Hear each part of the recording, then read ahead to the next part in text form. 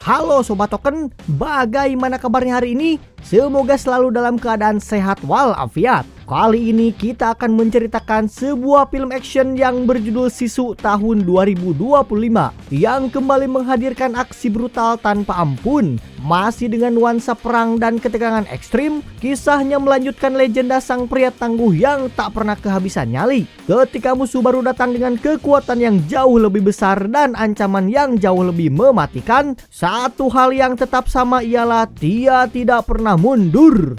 Siap-siap disuguhkan dengan adrenalin tinggi, strategi cerdas, dan ketegangan dari awal sampai akhir. Selamat menonton dan jangan lupa passwordnya apa?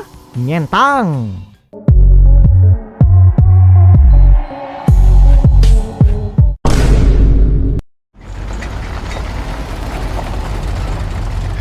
Berlatar pada tahun 1946, 2 tahun setelah Perang Dunia Kedua dan kejadian di film pertama, cerita kembali mengikuti Abah Atami atau Korpi. Usai meraup banyak uang dari hasil penjualan emas, ia membeli sebuah truk untuk pulang ke rumahnya di perbatasan yang kini dijaga ketat oleh tentara Soviet. Atami digambarkan sebagai pria sebatang kara yang kehilangan istri dan kedua anaknya saat masih bertugas di medan perang.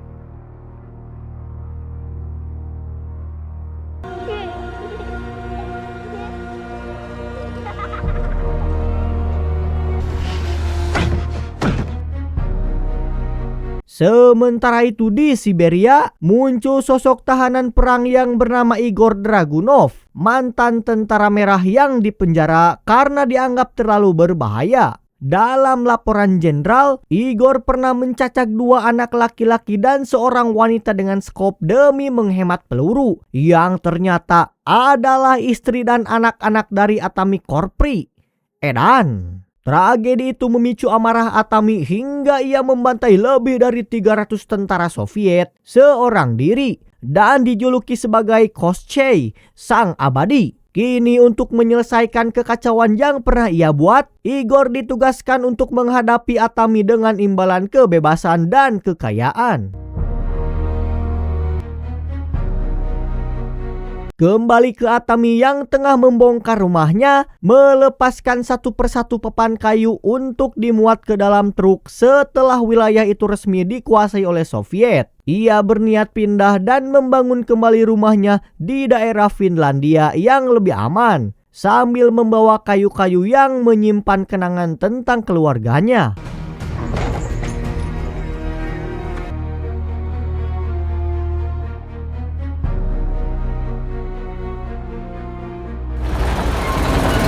Dalam perjalanan menuju ke wilayah baru di Finlandia, Atami dan anjingnya dihentikan oleh tentara Soviet untuk pemeriksaan identitas. Yang ternyata Igor sudah berada di sana dan berhasil melacak keberadaannya. Tanpa ragu, ia memerintahkan anak buahnya untuk membakar truk Atami dengan bom Molotov. Tebak apa yang akan terjadi?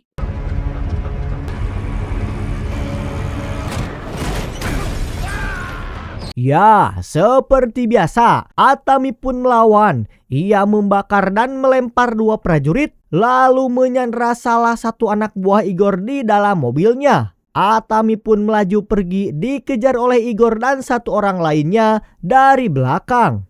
Hingga akhirnya ia menghentikan mobil di tengah jalan, membuat Igor menyuruh 3 anak buahnya yang berada di truk untuk turun dan memeriksa keadaan. Akan tetapi,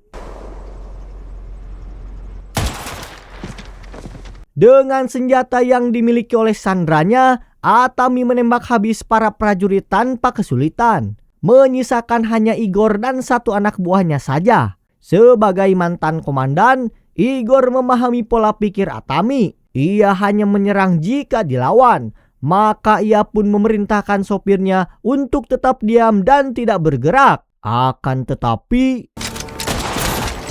seandainya Atami tahu bahwa Igor adalah pembunuh keluarganya, mungkin Igor sudah tewas saat itu juga, bahkan sebelum sempat berkedip. Tak lama setelah Atami kembali melanjutkan perjalanannya, Igor mendapatkan bala bantuan dari pasukan bermotor yang datang untuk melancarkan penyerbuan.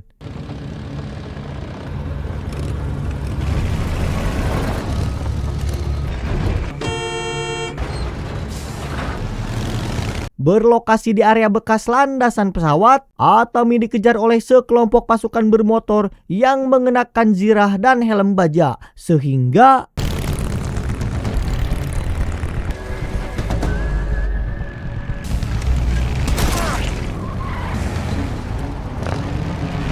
luar biasa. Meski peluru sempat mengenai pipi kirinya, Atami tetap mampu mengendalikan truknya. Saat seorang tentara naik ke atas kendaraan dan bersiap menembaknya dari sana, Atami pun segera mengambil tindakan, yaitu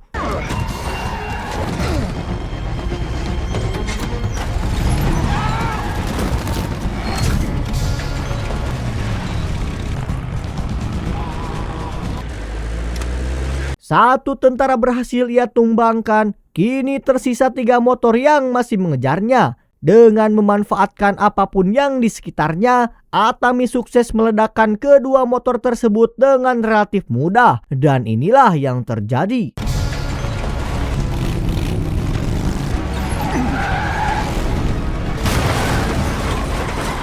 Tanpa belajar dari kesalahan rekannya, seorang pemotor nekat melompat ke atas truk dan hampir saja membuat Atami terjatuh. Akan tetapi,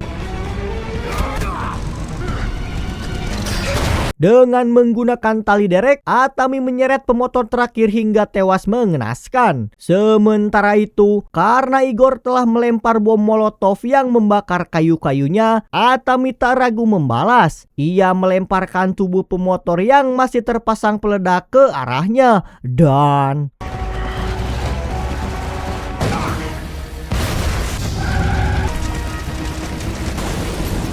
Igor berhasil selamat, sementara Atami segera menuju ke tempat aman untuk memadamkan api yang membakar kayu-kayunya. Sambil beristirahat, juga memberi minum anjingnya, dan dengan tenang mengeluarkan peluru yang masih tersarang di mulutnya, bekas tembakan yang menembus pipi kirinya.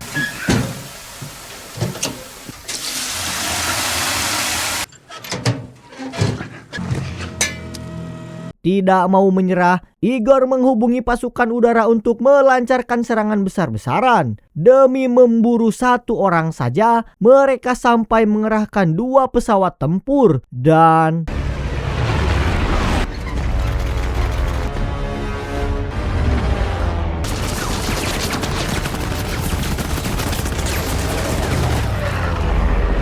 sejak Atami bersembunyi di sebuah gudang tua, namun karena 2 pesawat itu terus membombardir tanpa henti, ia mendapatkan ide menggunakan pintu gudang yang tergeletak sebagai pelindung untuk menutupi kayu-kayu rumah yang ia bawa.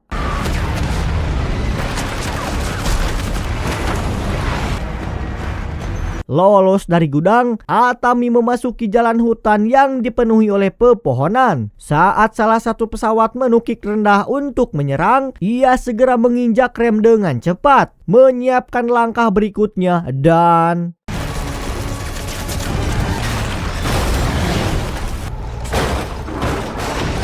satu pesawat berhasil ia jatuhkan. Kini Atami harus melintasi jalan tebing di sisi laut. Di sana, pesawat terakhir kehabisan amunisi dan tak punya pilihan lain selain mengorbankan dirinya. Pilotnya menukik dan menabrakkan pesawat ke arah Atami. Dan inilah yang Atami lakukan.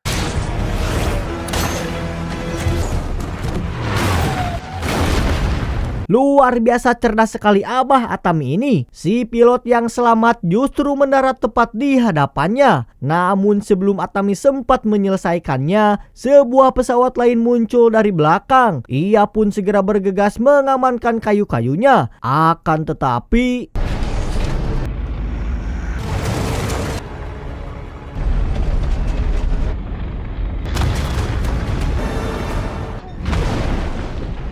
ya, Atami terpaksa meluncur jatuh dari tebing bersama truknya. Tak ingin kayu-kayu rumahnya tenggelam, ia segera melepaskan tali pengikat agar semuanya bisa mengapung di permukaan air.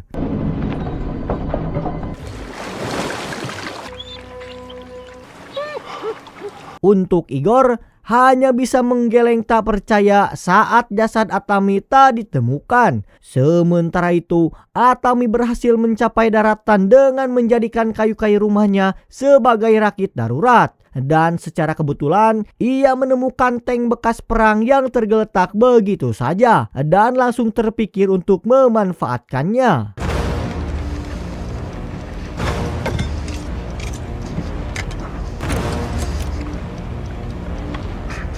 Di perbatasan Finlandia dan wilayah jajahan Soviet, Igor telah menunggu bersama pasukannya. Sementara itu, Atami datang dengan tank yang mengangkut seluruh kayu rumahnya. Yang paling mencengangkan, ia memasang sejumlah peledak di bagian belakang dan bersiap melakukan salto ke depan demi menerobos barikade musuh.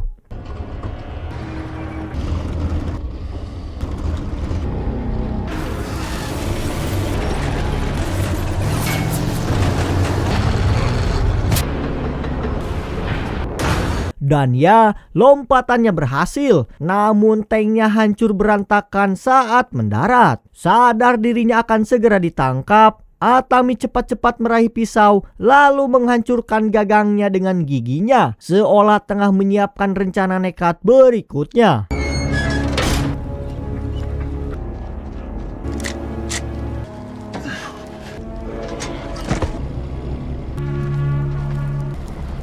Sesuai perintah jenderal, Igor menangkap Atami hidup-hidup dan membawanya ke pangkalan dengan kereta api. Sepanjang perjalanan, Atami disiksa dengan cambuk panas hingga punggungnya hancur. Namun rasa sakit fisik itu tidak sebanding dengan luka batin saat Igor mengaku bahwa dialah yang membunuh istri dan kedua anaknya dengan cara keji. Di saat itulah amarah Atami benar-benar memuncak. Igor melakukan kesalahan besar, mengungkap pengakuan itu ketika Atami masih hidup dan masih punya kesempatan untuk membalas.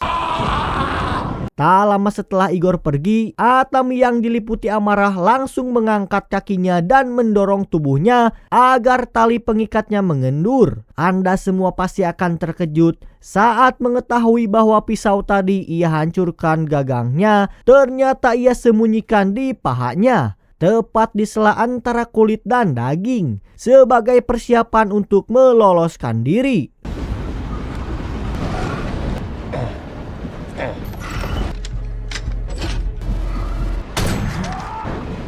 Balas dendam kini menjadi satu-satunya tujuan Atami. Sementara itu, Igor berada di gerbong depan bersama sang jenderal dan para petinggi militer. Saat ia menagih imbalan yang dijanjikan, si jenderal justru mengajaknya berpesta dan minum-minum, seolah menunda tanpa niat menepati janji. Namun jenderal lupa, Igor bukan tipe orang yang bisa dipermainkan. Ketika keinginannya tidak segera dipenuhi, ia mengambil langkah tak terduga, yaitu menghabisi semua orang di gerbong itu, termasuk sang jenderal sendiri.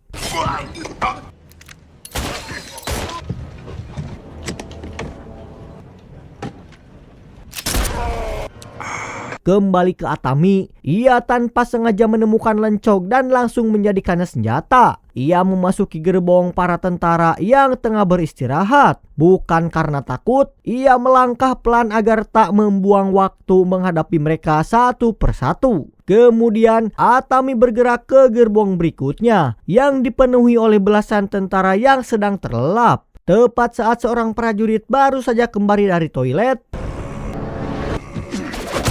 Atami terpaksa menghabisi seorang tentara yang hampir terbangun dari ranjangnya. Darahnya menetes perlahan hingga mengenai wajah prajurit yang tidur di ranjang bawah. Tak lama kemudian, seorang tentara lain tak sengaja menjatuhkan botol hingga lantai dipenuhi dengan pecahan beling. Dan saat bersembunyi di kolong ranjang, Atami harus menahan perih ketika tangannya terjepit perangkap tikus.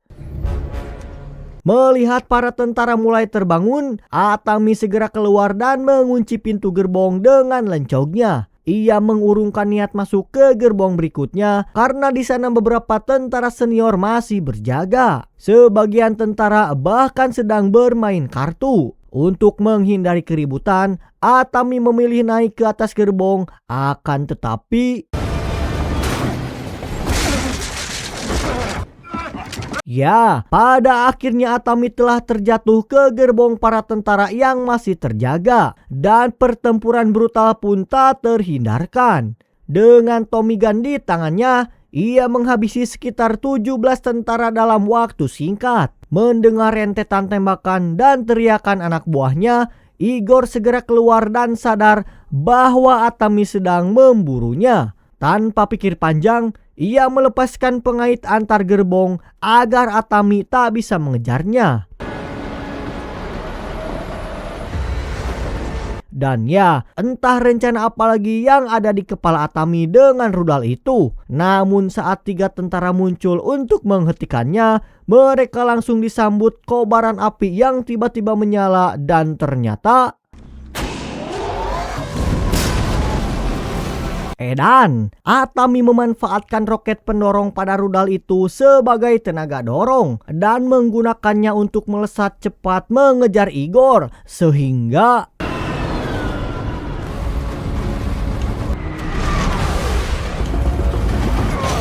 dengan cepat, Atami pun menghajar Igor, pria yang telah menghabisi keluarganya meski sama-sama sudah berusia tua. Abah-abah atau aki-aki membuat Atami kewalahan menghadapi perlawanan sengit dari Igor. Saat mengira Atami sudah tumbang, Igor hanya bisa menggeleng tak percaya ketika ia bangkit kembali. Pertarungan pun berlanjut, kali ini semakin liar. Keduanya saling tusuk-tusukan menggunakan sendok, garpu, dan apapun yang ada di sekitar mereka. Dan akhirnya Atami sempat tak berdaya setelah Igor menghantamnya dengan sekop. Cara yang sama seperti saat ia menghabisi istri dan anak-anak Atami. Namun ketika melihat baut pengangkut rudal mulai longgar, Atami mendapatkan ide nekat. Ia mencoba melepaskannya dengan mulutnya sehingga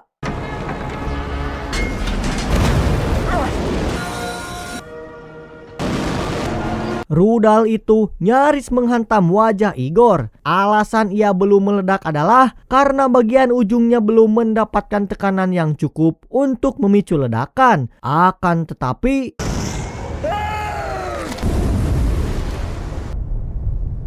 cocok. Tuntaslah sudah balas dendam Atami. Namun perjuangannya untuk kembali ke Finlandia belumlah berakhir. Karena 2 penjaga perbatasan dibuat ketakutan saat mendengar suara tembakan dan teriakan dari kejauhan. Yang ternyata itu adalah ulah Atami. Kini mendorong kereta berisi kayu-kayu rumahnya, tak ingin bernasib sama seperti rekan-rekan mereka. Para penjaga itu pun memilih membiarkannya lewat begitu saja.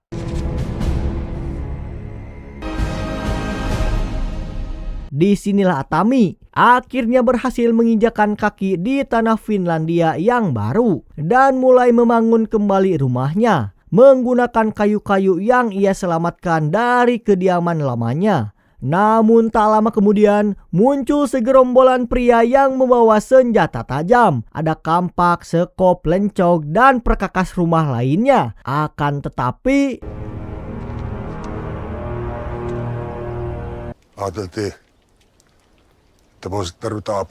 karena terlalu sering hidup dalam ketegangan dan adrenalin, Atami sempat berprasangka alias suuzon bahwa mereka datang untuk menyerangnya. Padahal pria-pria itu adalah warga setempat atau calon tetangga barunya yang membawa alat-alat kerja untuk membantu membangun rumah secara gotong royong.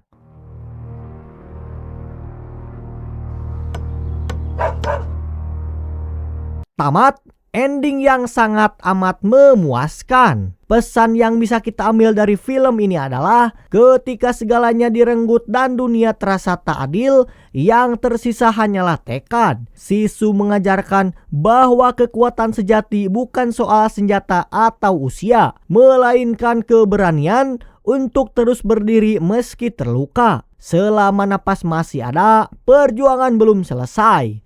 Saya Iha mewakili jajaran direksi Jetomupi yang bertugas, pamit izin undur diri. Sampai berjumpa di alur cerita selanjutnya. Bye-bye.